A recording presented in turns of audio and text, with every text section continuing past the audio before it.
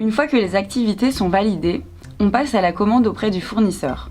Le fabricant prépare les enveloppes et tous les kits sont chargés dans de grands bateaux.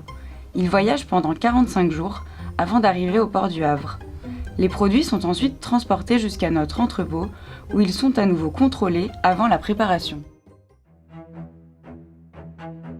Pour la mise sous kit, le logisticien sait exactement ce qu'il va devoir faire et il peut se lancer dans l'assemblage des kits. Il est fait manuellement.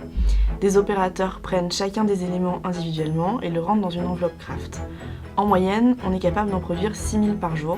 Il nous faut donc au moins 2 semaines pour assembler tous les kits de tous les abonnés. Une fois les kits assemblés, on est entre le 16 et le 20 du mois.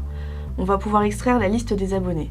Elle est traitée dans un logiciel et en fonction des adresses et des caractéristiques du kit, tels que le poids, l'épaisseur, on va obtenir un fichier d'abonnés dans la zone. Ce fichier, il permet de générer les étiquettes avec les adresses qui sont sur les kits. Elles sont dans l'ordre et un symbole permet de savoir quand on arrive à la fin d'une glace. D'abord, l'opérateur colle les étiquettes massivement, puis il prend les kits, les groupe et en se référant au petit symbole qui dit quand est la fin d'une liasse, il les liasse.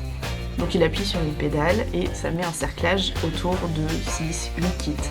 Ils sont ensuite mis dans des grands bacs postaux qui eux aussi ont été calculés par le logiciel. Il y a une quantité exacte de kits dans un grand bac.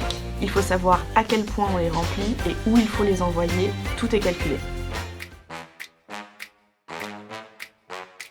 Enfin, les kits partent en 3 grands groupes sur différents sites en Île-de-France.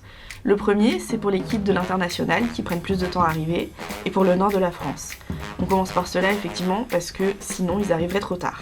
On s'occupe ensuite du sud-ouest et en dernier du sud-est. Dans ces grands centres de tri presse de la Poste, qui font 13 000 m², c'est presque l'équivalent de 2 terrains de football, on commence par réaliser un contrôle qualité en faisant une pesée, et ensuite, selon l'urgence de la distribution, soit ils sont traités directement, donc par exemple pour les journaux quotidiens qu'il faut recevoir chaque jour, soit, comme PandaCraft, on leur attribue une étiquette de couleur pour indiquer quel jour ils seront traités.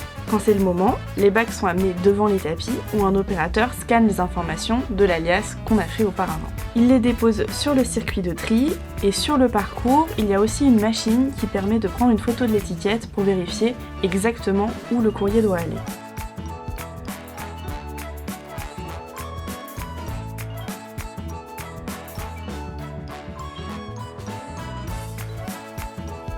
Enfin, en fonction de ces informations, le courrier finit par tomber dans le bac qui correspond à sa destination et est transporté par un camion jusqu'à la poste finale.